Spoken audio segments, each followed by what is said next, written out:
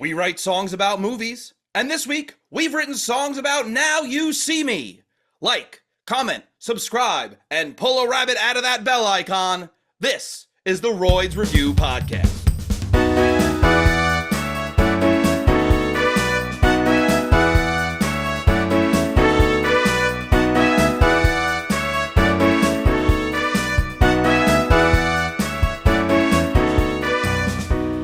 Hello, and welcome to the Royds Review Podcast. I'm Rob. I'm Mark. And we are back. We're doing card tricks, and we've written songs about Now You See Me. Mark, had you seen this movie? I had not seen it prior. I've seen bits and pieces, like clips and stuff on the internet, but I had never actually sat through the entire film before this. I definitely had never seen this. In fact, I didn't even know there was a sequel to this. We are getting ready for Now You See Me, Now You Don't. And I watched the trailer for the sequel, and there's that scene in it where they're like flinging the card between each other. You know what I'm talking about? Yeah. I thought that was this movie.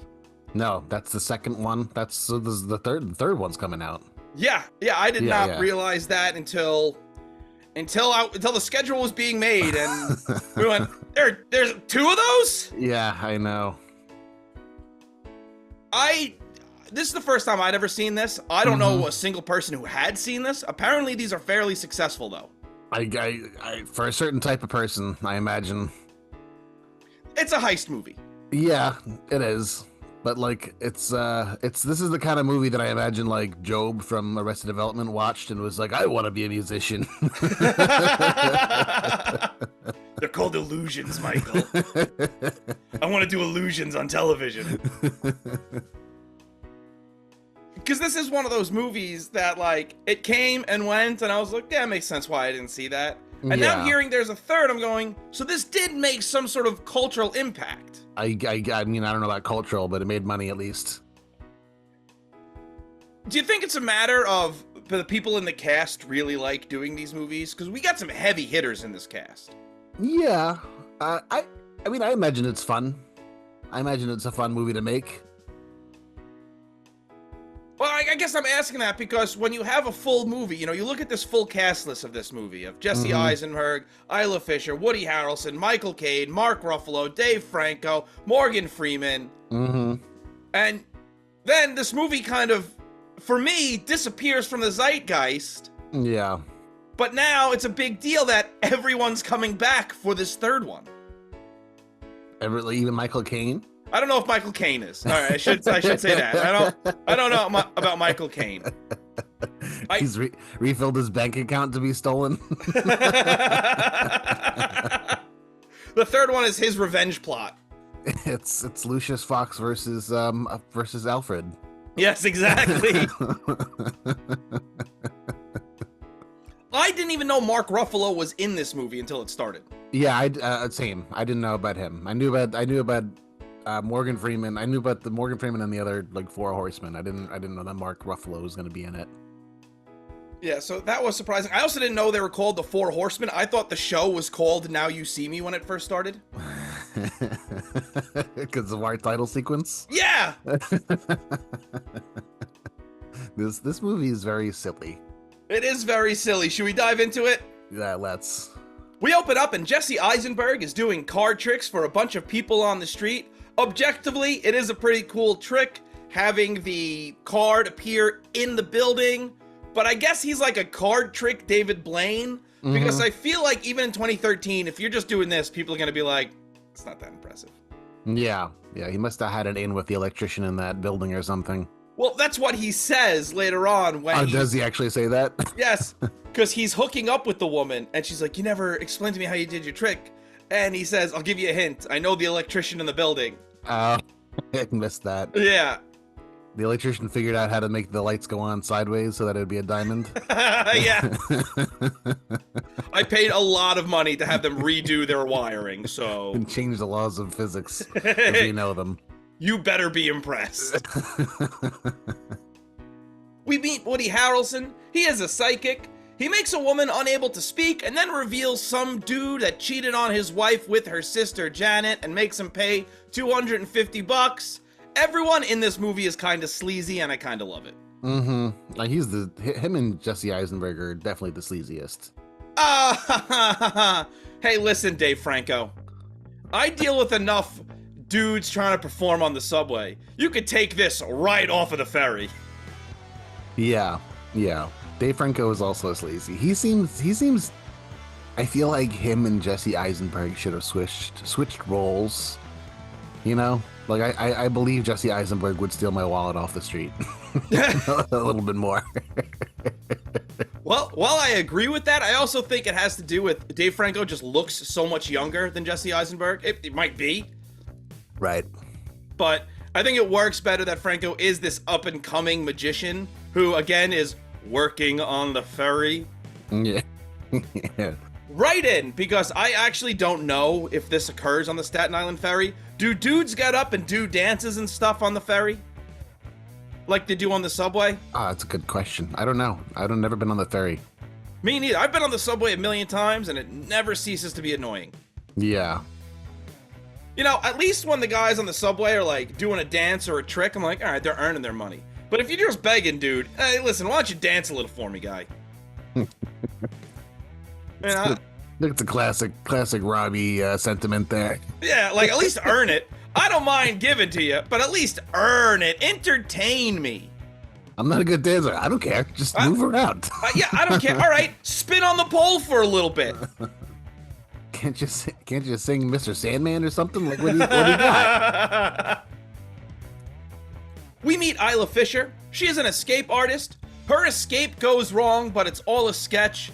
I'll be honest, I think this is a really cool bit. Yeah, this starts for me some of the unexplained magic that they do in the movie. Well, yes, which this I can live with, trapdoors and whatnot, but immediately I knew it wasn't going wrong, because piranhas would not just attack like that. Yeah. There is no blood, she is not bleeding. Piranhas, it's not a cartoon. Mm-hmm. You know, piranhas don't actually just rip the flesh off a person in a tornado and all of a sudden a skeleton walks out. I know this because when I worked at a pet store, we actually had piranhas. Mm-hmm.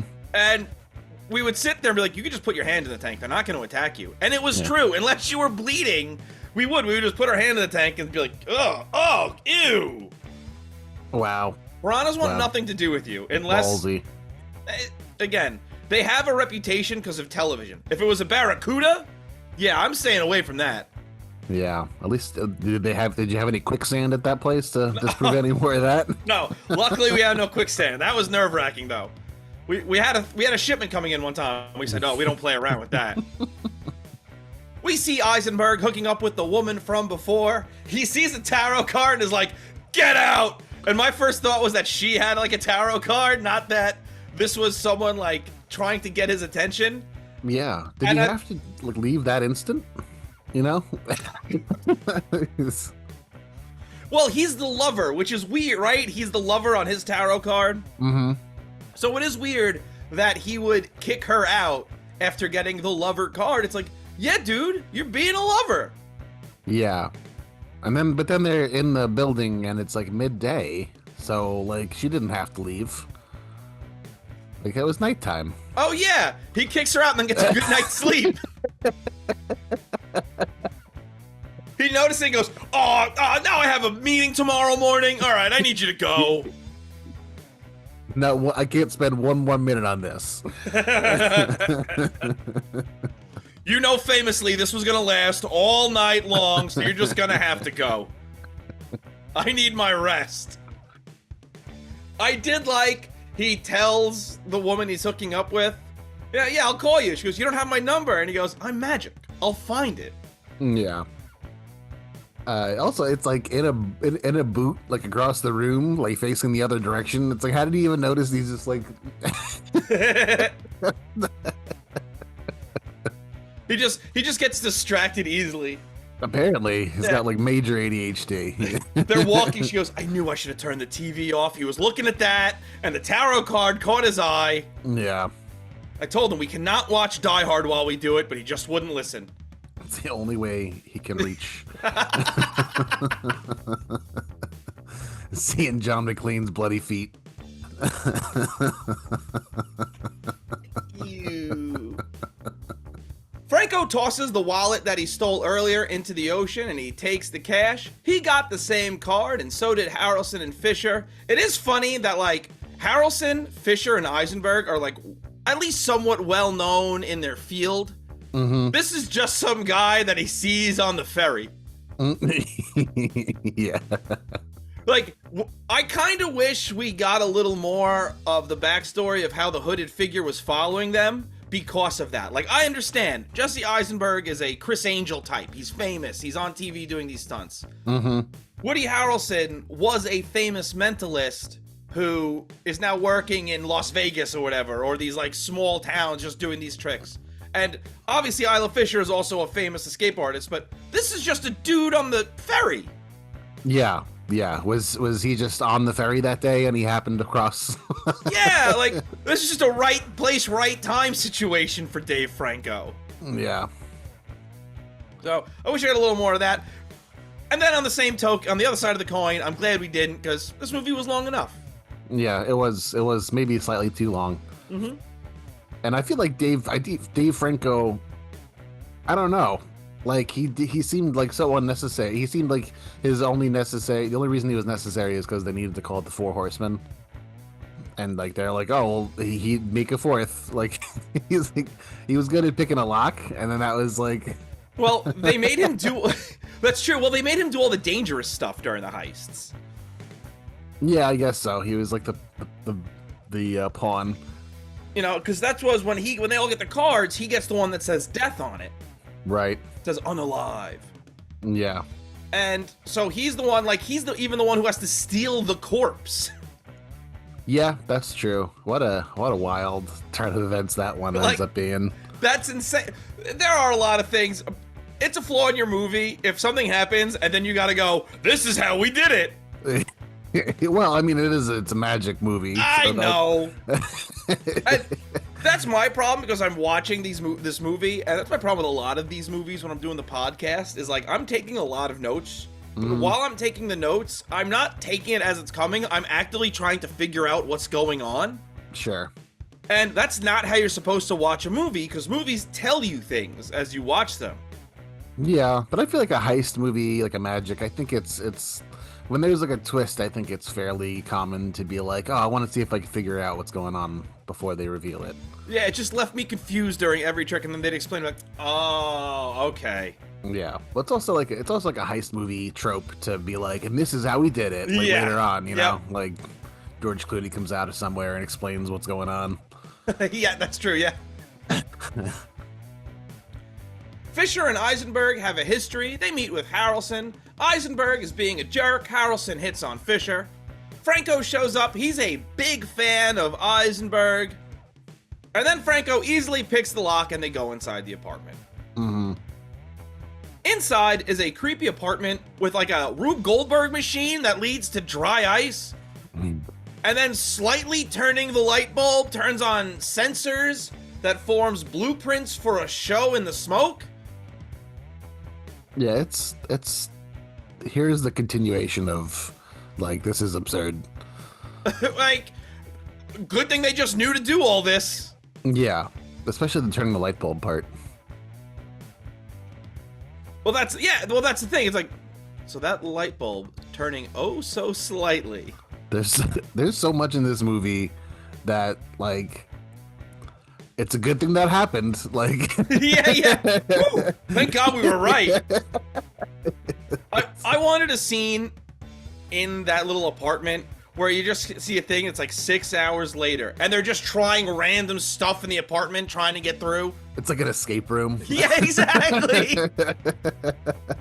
The door locks behind them, and it's like the Renaissance themed. You have 1 hour. Afterwards, they all take a photo together. They have the signs they hold up. I figured everything out. And it just cuts to a year later. And this is where I thought the name of the show they were on was called Now You See Me. Sure. It's not. The show is just called The Four Horsemen. It's like the group. That's their group name. Like, if you could be like, oh, should I go see Danny Gans or should I see The Four Horsemen? You know. I'd rather go see the Four Horsemen. I'd rather see the Four Horsemen with Ric Flair and Arn Anderson. Mm. Well, I think this is a weird. I don't know. I've never ever heard of a comedy. I've never heard of a magic group being. It's like, oh, it's a magic show. There's four magicians. That seems absurd. Yeah, at least they're all doing different things. Like, it's not just four guys doing card tricks on a stage. Yeah. Yeah. Well, one of the biggest feats of all was that jumping high five.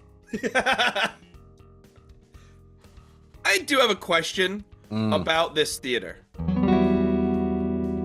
Questions. Is most of this crowd CGI? I'm sure. Just hire extras. It looks terrible. Yeah, well... I'm immediately taken out of it when I'm going, why does the crowd look so weird? Yeah, almost certainly. And this is an absurd stage. There's no way that this stage is being used for any other show. No, of course not. Of course not. It's a big round. It looks like they built this stage specifically for this show in Vegas, because then in New Orleans, they're just on a stage. Yeah. Yeah, I don't. This everything. Every scene about this movie raises more questions that it doesn't answer. Like, this is how we did it. I'm like, okay, but how did you manage to get like a gigantic stadium all to yourselves, exclusively for you guys, and then no one other show does this? Like, I feel like stages constantly have performers shifting in and out. Well, yeah, that's why I thought at first they had a Las Vegas residency or something. Because, like, if they explained it that way, where they said, oh, this is a residency we do in Las Vegas, our show is, then I understand the stage and everything. Yeah. But the fact that they get on a plane and within a week or so, they're doing a similarly sized show in New Orleans. Yeah. Well, that one didn't have like a special, that was like a regular kind of stage. The New Orleans show, at least. I guess they're at the Sphere. Yeah. That didn't exist? No, No, I think the Sphere was just built. Yeah. Morgan Freeman is in the crowd and gets told he can't film, and then he just pulls out another camera when they take his phone. Yeah, this is now the second movie that we see Morgan Freeman in where he has a cell phone that he's not allowed to have.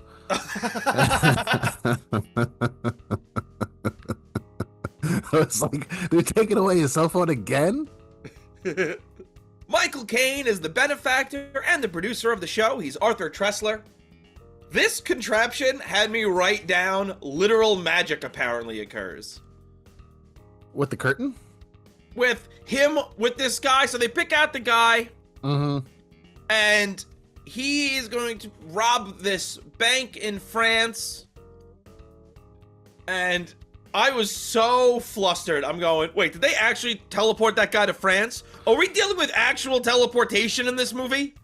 I knew that they didn't tell. It was like my first instinct was that they built something under the stage. My question is, how did they get that curtain? That was some Harry Potter stuff. It was like the curtain was floating all around, and then all of a sudden the teleportation machine appeared. Yeah, I thought for a second what we were watching in the movie was what people would watch on television on the in-universe show.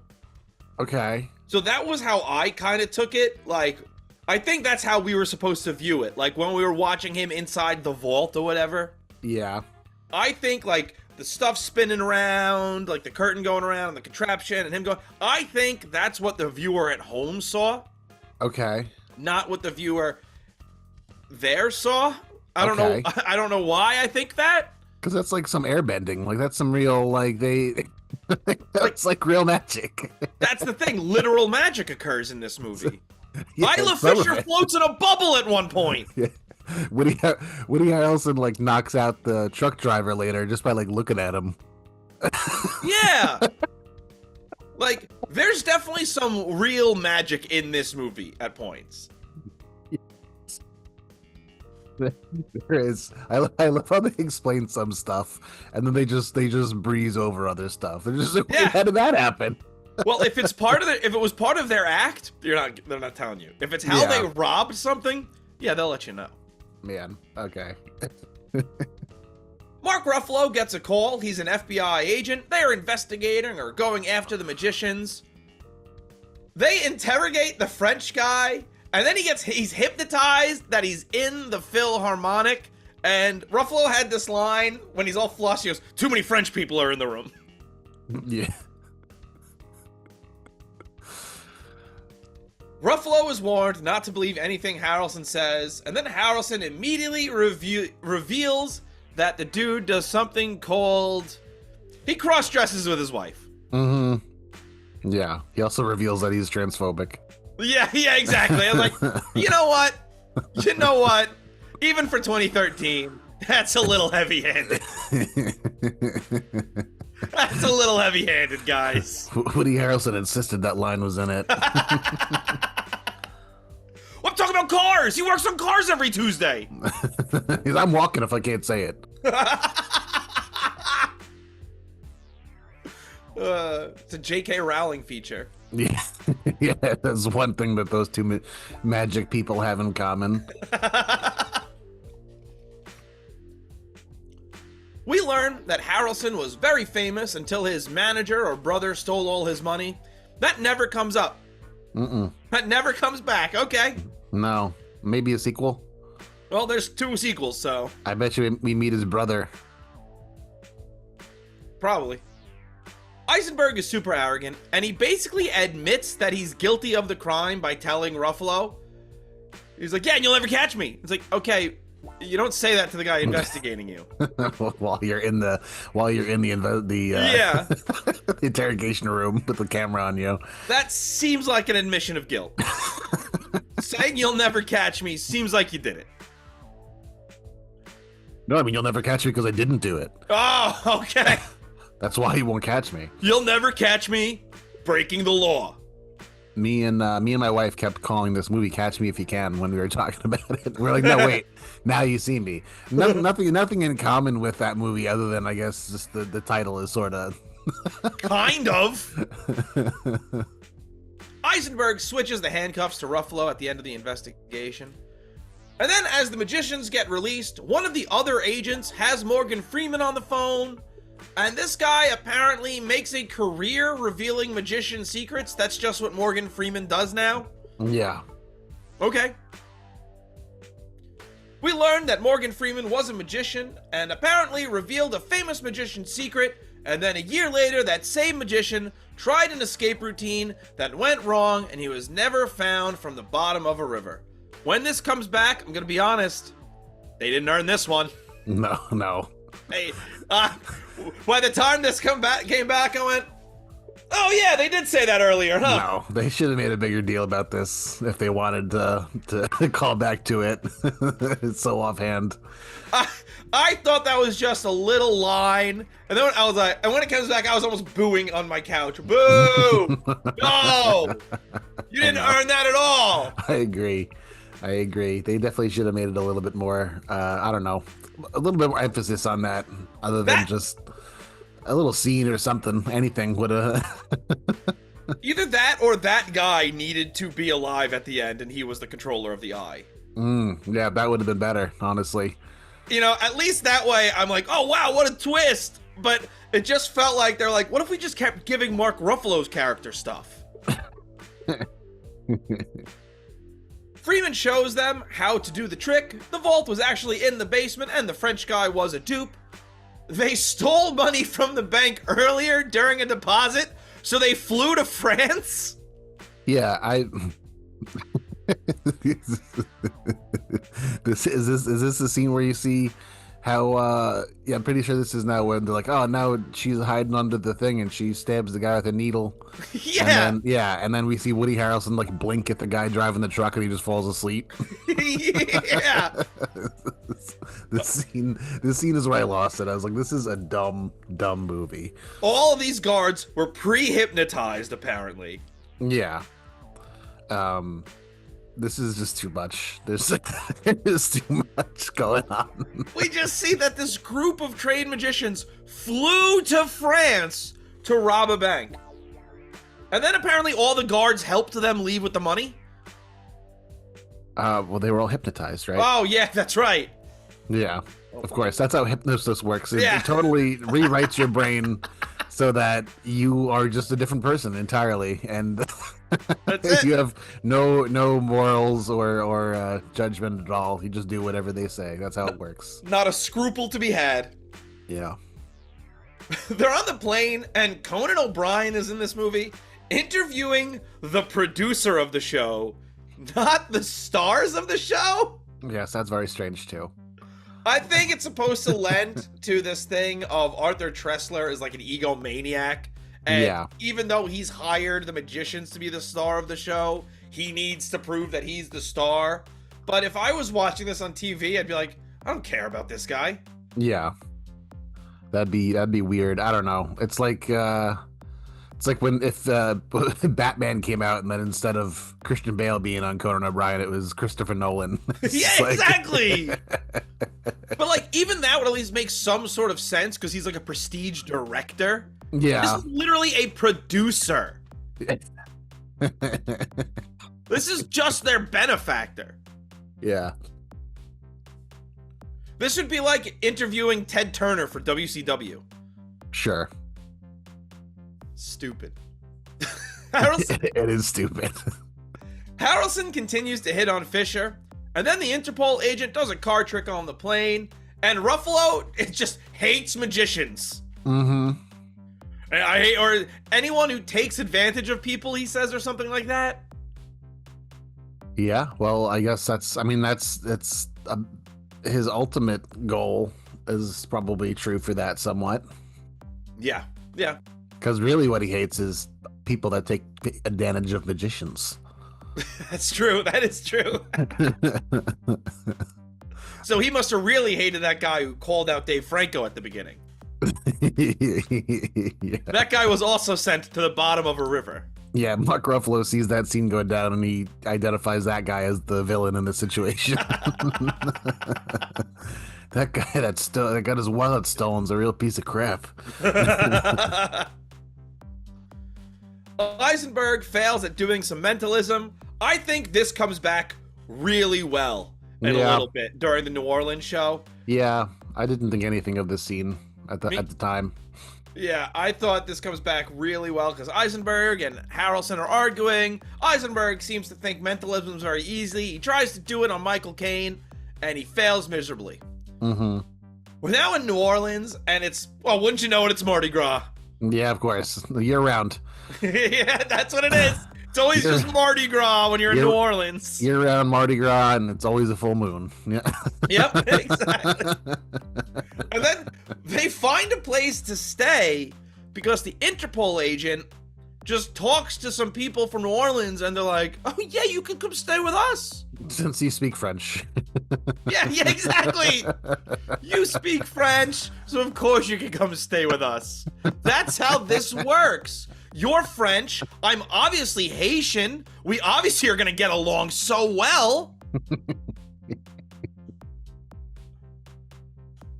We also learned that the entire magician crew wear watches that track their every move, and they do this for Eisenberg or something like that.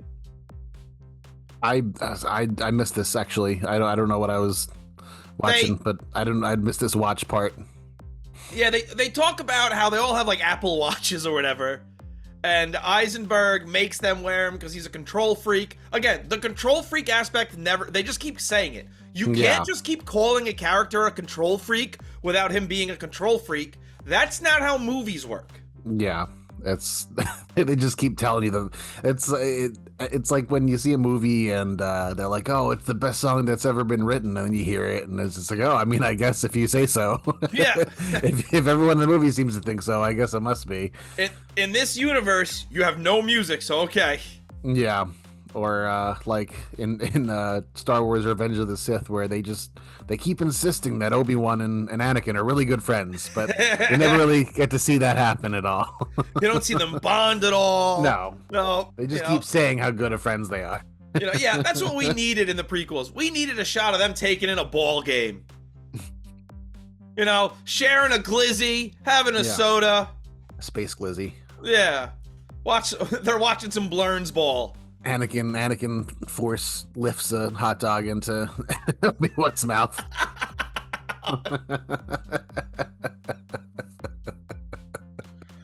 A little bit of mustard, a little bit of ketchup. It's just floating, though. He accidentally spills. Oh, I got relish on my robe. Damn it. Yeah, there's a force power where you can get stains out of your Jedi robes. While Freeman is filming his show, Michael Caine shows up and offers him $3.5 million to stop? Mm-hmm. What was he asking him to stop doing? The show? He wanted him to not reveal the Four Horsemen's secrets. He was going to pay him off. He was saying, how much money are you going to make off of making these videos about revealing their secrets? And he's like, oh, blah, blah, blah, whatever he said. And he's like, well, I'll give you $3.5 million if you don't make the video. It varies on my subscriber count every month. Yeah. Morgan Freeman's got an OnlyFans. Yeah, exactly. Yeah. It's just videos of other things as he narrates. Honestly, it'd make good money. It's just like he just narrates B-roll. It would make good money. At least for the first year, a lot of people would buy it just out of curiosity. Even if he never said that's what he was doing. Morgan Freeman on OnlyFans. Yeah, I'm gonna pay for it. And even if I see the hog, yeah, I'm kind of interested. At the end of every narration, he walks into camera and just starts taking his clothes off. It's like, oh no, I didn't think this would happen. He's reading as he slowly unbuttons his shirt. It's not in a sensual way or anything, but it's like he's actually just done after a long day at work. He's just getting changed.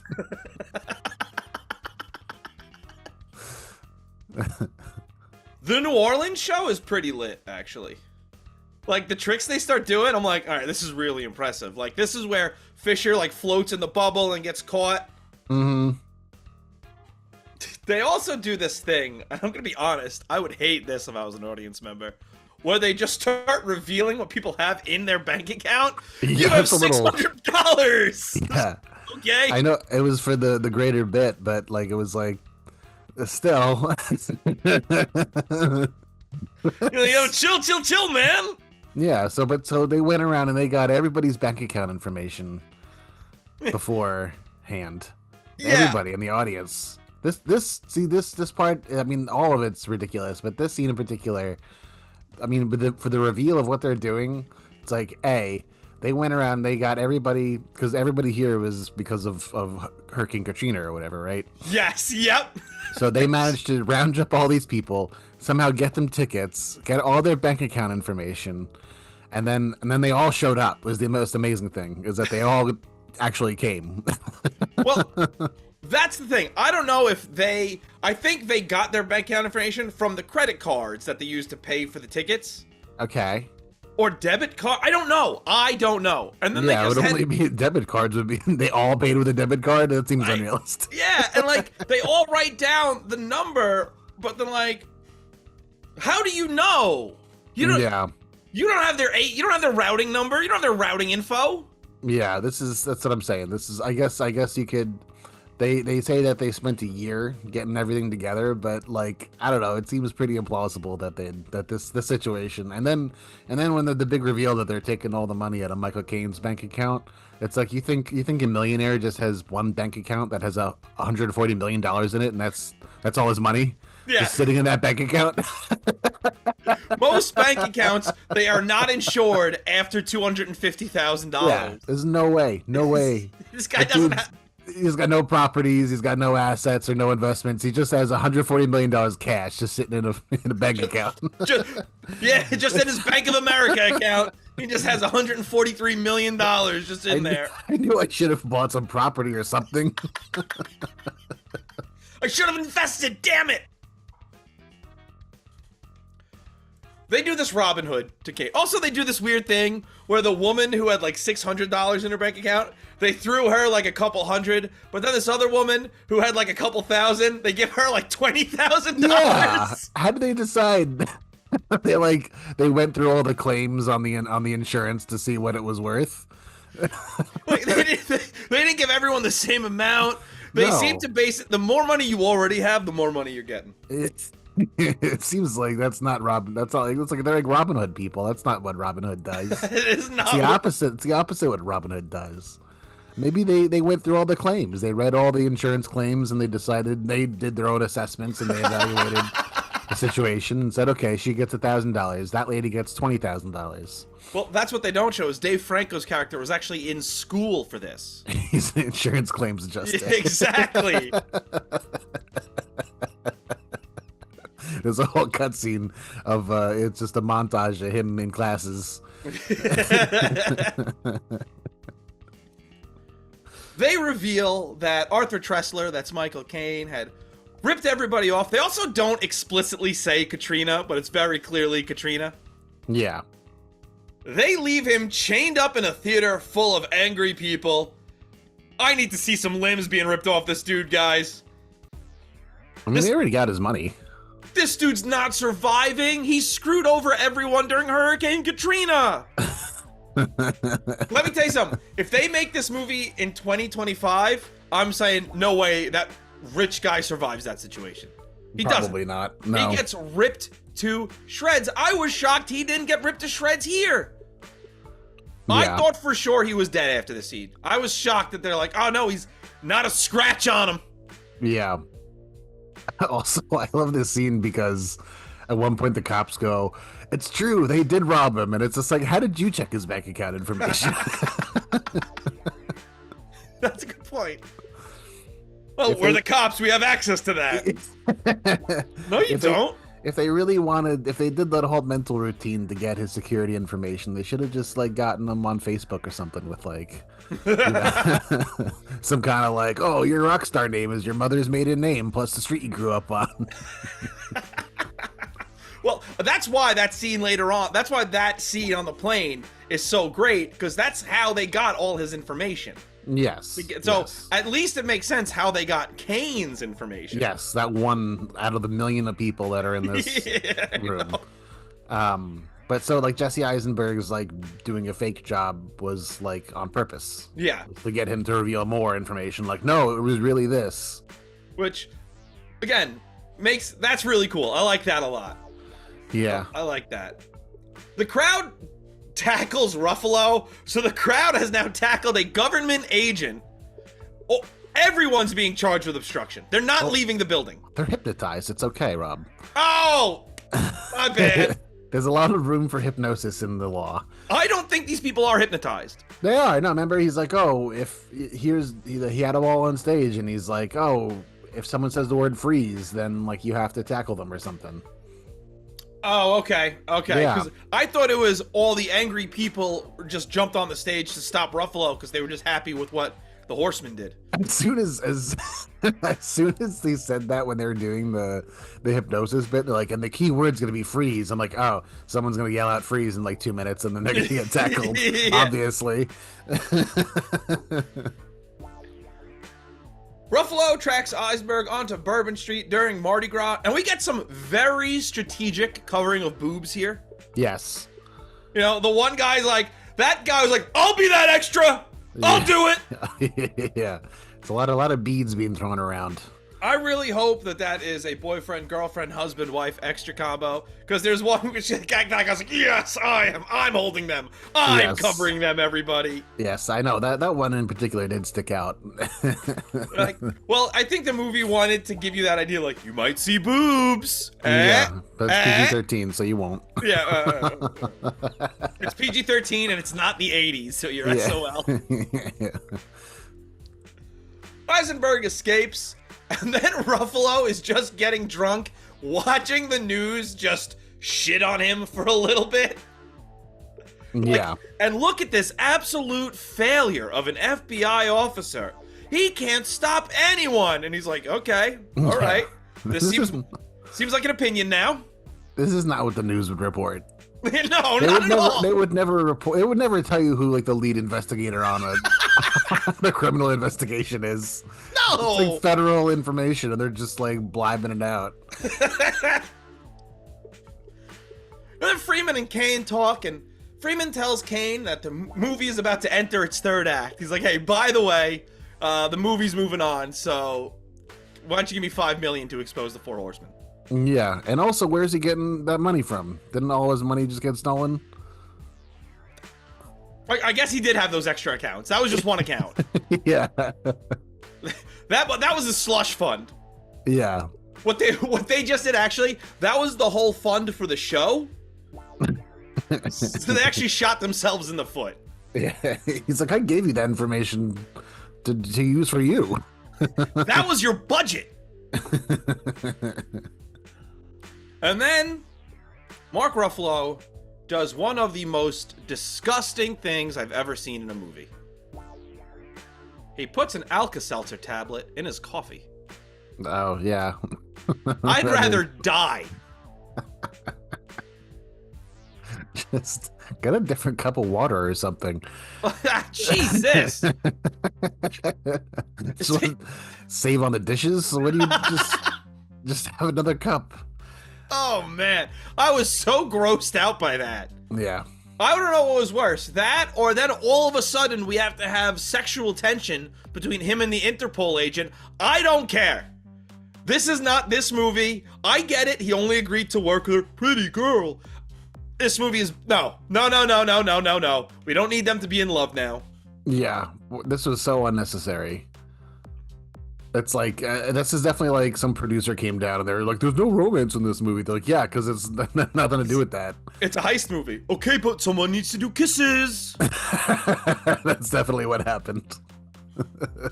We need kisses. Make Morgan Freeman and Michael Caine kiss. Thank you for the $5 million. That's sealed with a kiss. That's how every business deal should end.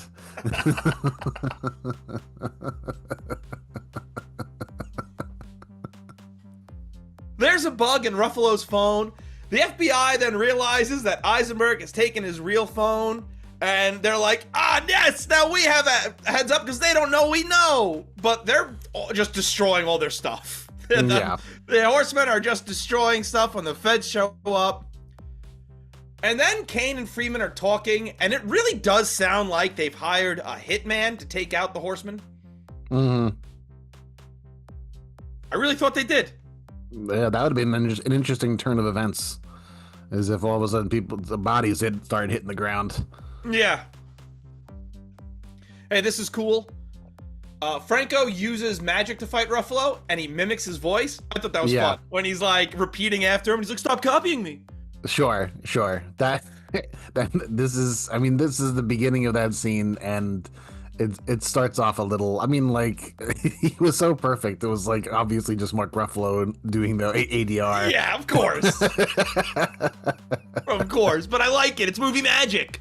Sure, and there's a bunch more movie magic about to happen here in this scene too. I thought this bald dude, this agent, I thought his hands were absolute toast, because it turns out I don't know how garbage disposals work. Yeah, that's not gonna, I don't think it... I thought his hands were done for. I was like, I didn't know that. This is not this movie, guys. We don't need to have this. Oh, okay, he escaped. Yeah, I thought it was gonna happen. I thought he would just pull out a bunch of like shredded hands. I was like, oh no, this movie's gotten gruesome. Dave Franco just starts chopping people up. Franco escapes and handcuffs two cops together and takes off. The Interpol agent has also stolen a car because she wasn't allowed in the building. Mm-hmm. This lady is causing an international incident at this point. Well, they're doing a pretty good job of making you think that maybe she's in on it at this point. That's true, yeah. Honestly, right from the beginning, I mean, I was just like, either Mark Ruffalo or her is in on it. Like, before they even started hinting at it, I was like, someone's in on it. There's no way that... there has to be a twist at the end of a movie like this. And the biggest twist would be either one of these two. But then they started her doing magic, and I was like, oh, that it's not her, because then that'd be too obvious. So right, exactly. Probably a third of the way into this movie, I had already guessed the twist. You kind of knew one of them was in on it. Exactly. Yeah, for sure. Dave Franco crashes the car, and it explodes. Press X to doubt. He is not dead. I knew it right then. I was like, you wouldn't have these people being escape artists this whole time, and then have a guy die in a car crash. This is such an irresponsible... I mean, everything else was, like, whatever. I mean, I don't know how Dave Franco made the crowbar disappear, or how he disappeared into the.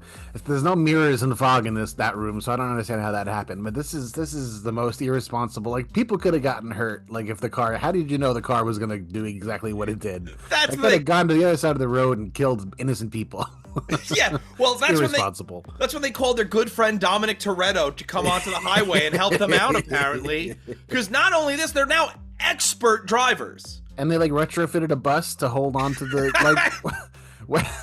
where do they have this like access to all this stuff? And Franco's like going between moving vehicles at like 60 miles an hour. Yeah. And then they're just like, yeah, Woody Harrelson is driving the bus. Okay, how did that happen? Like, how did we get into that situation at all? What do you mean? That's not an explanation. That's like the third step of an explanation. That's when they explain how this all worked, it's like, you're still missing a bunch of steps, though. Yeah. A lot of steps are still missing from this story. They stole a bus and then fit like a hitch onto the front of it, and then. Well, that's the first. You stole a school bus. Yeah. Okay. And I saw, as soon as the bus randomly turned at a super high speed too, I was like, oh, this bus is in on it. Yeah. Buses don't just do that for no reason on the highway. Oh, hey, look, the lane's open. Screech. All right, kids, hold on. You boys ready for a free roller coaster? That lane's going slightly faster.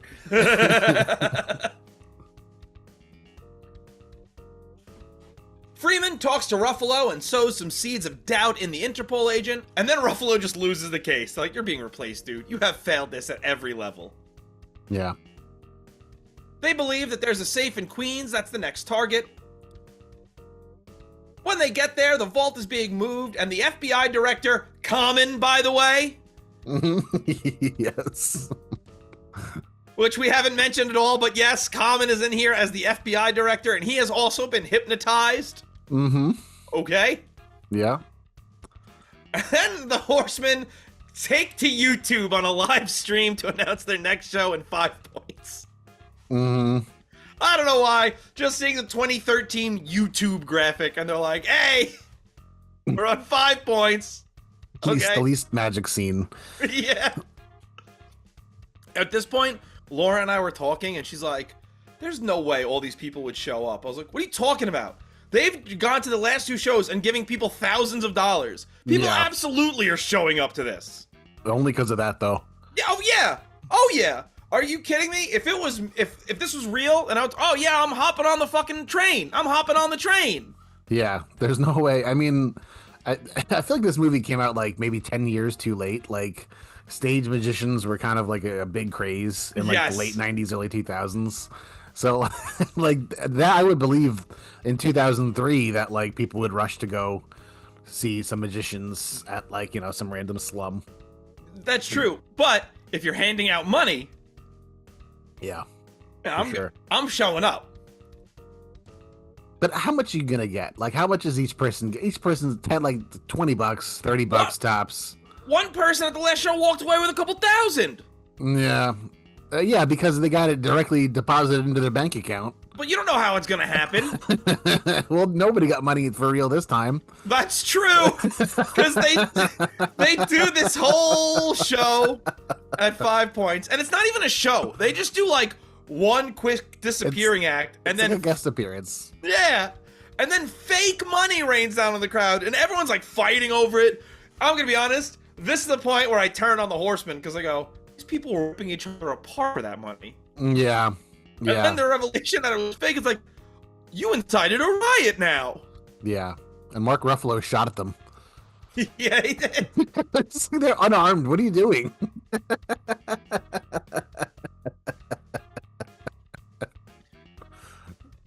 Ruffalo and the Interpol agent kiss, which is dumb and unearned, and I don't care. Yep. And why are they kissing right after he just shot at them? Oh, I love when you use your gun, baby. Unarmed holograms. He's like, oh, I failed again. Let's have a quick kiss about it. Like, what's going on here? The real money that they stole is in Freeman's car, and the cops pull up on him and arrest him. Freeman then explains how it was all done, and he tells Ruffalo that Franco was the one who stole the money after they made it look like the vault was gone using mirrors, because of course he wasn't dead. Mm-hmm. The Horsemen find their special tree in Central Park, and Ruffalo questions Freeman until it's revealed that he's the one behind everything. Oh My goodness. Because he's actually the son of the guy that died earlier. I don't care. Yep. I don't care. Yeah. It's like you said, it's really not earned.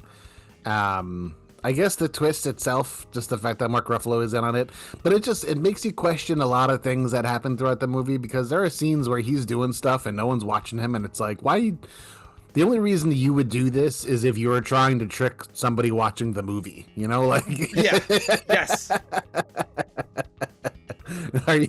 You're aware there's a movie happening and you're trying to trick me specifically, like otherwise you wouldn't do any of this. It doesn't make any sense. Right, and they reveal that Ruffalo, he's that guy's son. Have that guy be alive, and he's in that carousel or something. Mm-hmm. Make it a real twist, at least. But yeah, this time we're going, okay. And also they get, I guess the eye is like the secret magician, like Illuminati. I guess. And they get entrance just because they did his plan that he laid out for them. Like, I don't really understand. He's like, you earned it by doing what I said. Like, I don't really get it. You blindly followed orders from someone you didn't even know was giving you the orders. Yeah. You win. Yeah. Okay. They love using that carousel, by the way. I think it's in Central Park. They use that carousel for a lot of stuff. Of course. Yeah. And Ruffalo and Interpol talk in Paris. I don't care. They're on that bridge with all the locks. Movie's over. Yep. You guys aren't in love. I've determined it. I've already decided this doesn't matter. Let's cut this last 5 minutes off, and we're good to go. Credits. This movie is infuriating. The whole movie. Like, they're like, oh, magic's not real. It's just this. It's like, okay, but Woody Harrelson can make people fall asleep by looking at them and read people's minds. Right. Like, how is he not magic? Well, that's the thing. It's like, magic's not real, except when it is. Except hypnosis. Hypnosis is real. Yeah. Well, yeah, exactly. Like, no. You need to make up your mind. What is real? What is not? It's entertaining. This movie was entertaining. I had a fun time, but the whole time I'm like, this is so dumb. None of this would have happened the way it happened. There's so much left to chance and luck, and just like, oh, thank goodness that happened, or otherwise the whole plan would have fallen apart.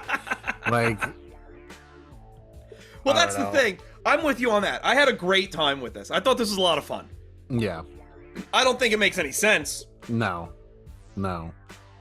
They keep insisting, like, just they keep trying to tell me that magic's not real, but then they keep showing me things that I'm like, well, the only explanation for that is actual magic. Yeah, exactly. Like Dave Franco, he has that crowbar and he just like throws it up in the air and it just disappears. Like, it's a crowbar in a room. Like, I had to go somewhere. You didn't show me anyone catching it. Yeah, is there a trap door in the ceiling? Like, what happened here? Like, he's just doing insane stuff. Mark, should we go to Letterboxd? Yeah, let's. Again, I think this movie is nonsensical, but I had a fun time. I give it a 3. That's exactly what I was gonna say, Mark. Yeah, I give it a 3. It's better than bad. It does make me somewhat interested to see what they do with the second one, especially with Daniel Radcliffe in it. Is he in it? Yeah. Wow. They managed to get Daniel Radcliffe to be in another movie about magicians. Yeah.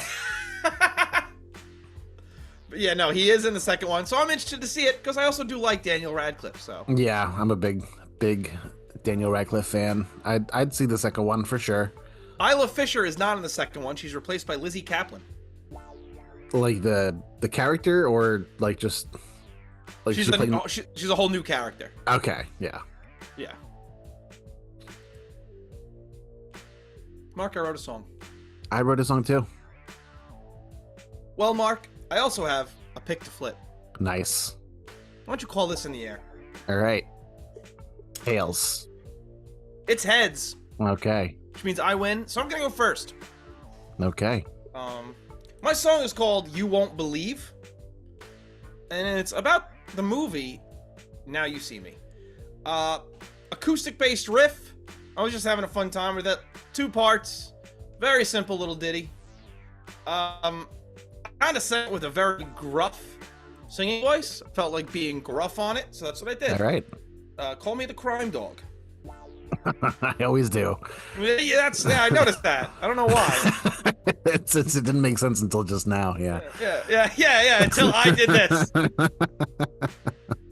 The actual reason I sang it gruff is I started singing it gruff because I just thought it worked, and then I went to Pennsylvania and back in one day and got back at 3 o'clock in the morning.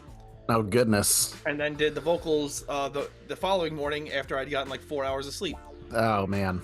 So that's what I went with. So my song is called You Won't Believe. It is about the movie Now You See Me. And this song goes like this.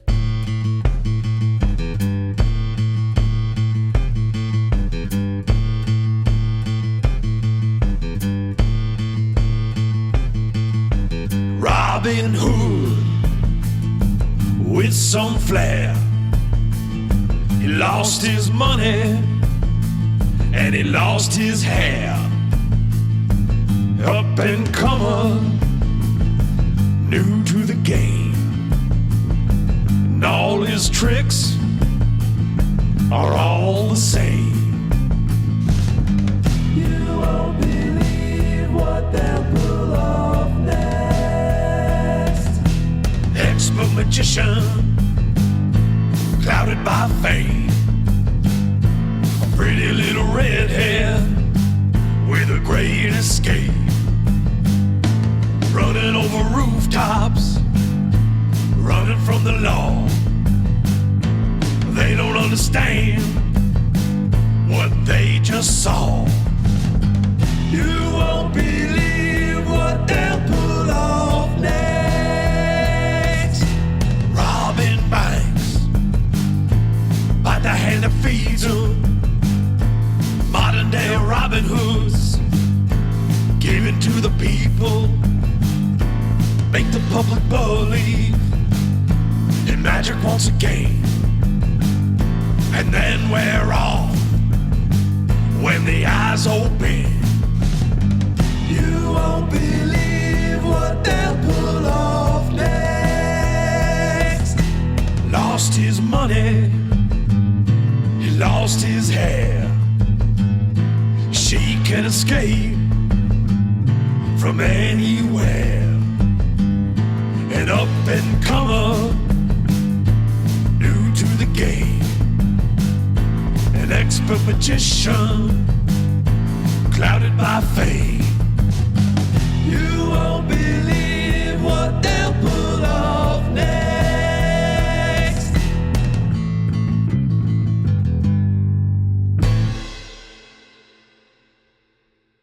That was my song called You Won't Believe. Nice. That was a nice little cowboy riff there. Yeah, that's what I was going for. Cowboy riff. Yeah. That was fun. I liked it. I liked the ending, the little hesitation before the final. Yeah, well, because I put it on the one, and I realized when I did the guitar riff first, it's a little weird. Mm-hmm. It's a little bit weird when you do it in the 4, it's in 4/4 like most of my songs, but sure, it's just the emphasis on the beats are a little weird. Yeah, there's like an extra. I know. Not like that. Not bad, but like it was interesting. There's like a surprising note in there that you're like, oh, there's an extra. Yeah, it hangs on a note for an extra second that you're not expecting. That's cool. So and it sounded weird. So I was like, all right, I want to get that last little bump on the 1. Yeah, it made it a lot easier than putting it on the 3. Well, it was a fun like and then gotcha. Yeah. oh, now we're done. It's like the false fade out that some songs do. Mm-hmm. And they fade back in, and you're like, I thought it was over. Yeah. I liked it. And then in the 70s, it's just noise after that false fade out, and you're like, oh, this is garbage. It's just like them in the studio, like complaining about something. Yeah. Mark, tell us about your song. I wrote my song.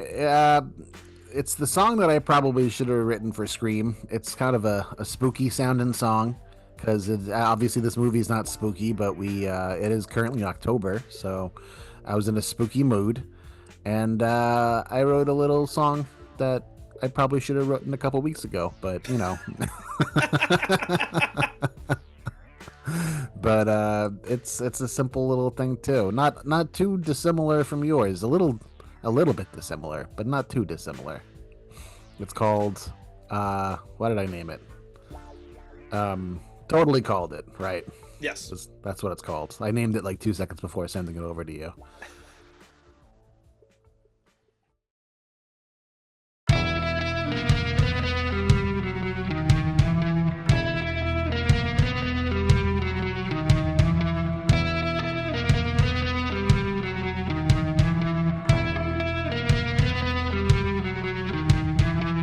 I should have written this song for Scream, but it took too long, and now you see me. The closer that you look, the less you see. Half of our groups, a couple of bags of tea. Oh golly gee. Everything you see is one big trick. Who's fooling who? You can take your pick. They steal from anyone, they don't give a lick. They did it yesterday, so the charges, they won't stick. Unless you wanna make a precedent of magic. They can make it rain, they can turn into cash. Make it go away while they give you some sass.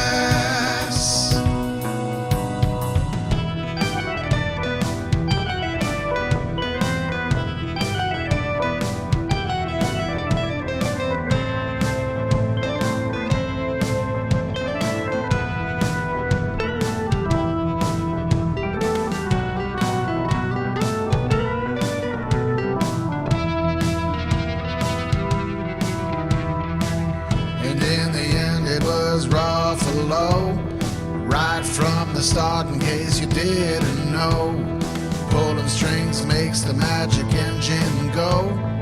Was a real twist, cause the writers, they say so. But I totally called it.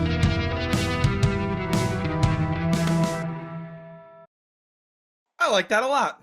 Thanks. You were right. It was not too dissimilar. No, yeah, it was both kind of like cowboy. Like I wouldn't the bass line. If I was watching a Home Depot commercial, I wouldn't be surprised by either of those songs. You know, dude. Oh, don't say. Oh man, now I'm gonna go to the Home Depot later just to get the vibes. I'm just gonna be listening to these songs on repeat. Yeah. Just walking around the lumber section, just vibing.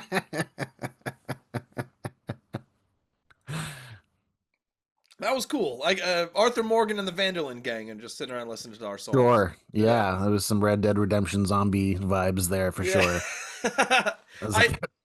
I definitely get the vibes. You say you were going for something spooky, though. Yeah, the organ and the pretty dissonant guitar tone and stuff. I had a good time doing it. It was fun. I thought it sounded really cool. Thank you. It was definitely a spook fest. Sure. I liked it. Mark, do you have anything else to say about your song? I don't want to just cut you off. No, that's about it. Well then, Mark, thank you so much for once again filling for Andy while he's on paternity leave. Of course, happy to do it. Eventually, my better half will be back. Well, she's downstairs, but Andy will be back also. But he's taking his time, enjoying his family, as he should. Because those are the important things in life. Of course. I'm sure he's getting some of that New York. Oh, no, I guess he's not getting anything New York. Huh? No, he's not. Everyone point and laugh at Andy because he's not in New York and he's not getting his refund checks. I'm sure they have paid family leave up there or down there. Down there, yes. Down there. He's in hell. Yeah, oh, they have paid family leave in hell. Wow. Yeah, well, what do you expect? Come on. Communism's the devil, right? That's true. Mark, you have anything you'd like to promote? Nope, I'm all set. I've just been you guys, just a Royds Review podcast. Thank you. Well, next week We're doing Wicked. Mm. I don't know how I'm going to write a song about Wicked. I do have a joke that I'm going to tell on that podcast that I've texted people before, and they've groaned quite loudly. So I want you to all get ready for that. And I assure you, there's nothing offensive or gross about this one. So I'm really excited to tell that joke on that podcast. Fantastic. Yeah, I'm really excited about that. But I have seen Wicked before. Okay. And, This will be a first time for me. yeah. It's a movie. It's a 2-hour and 40-minute movie. It's a 2-hour and 40-minute musical. And It's half of a musical. It's 2 hours and 40 minutes, half of a musical. Based on a book, based on a movie, based on a book, based on a fairy tale. It is Storyception. It is Wicked. And let me tell you where you can find our music. I've been butchering this. This is the third week in a row I'm going to butcher this. You can go to Spotify.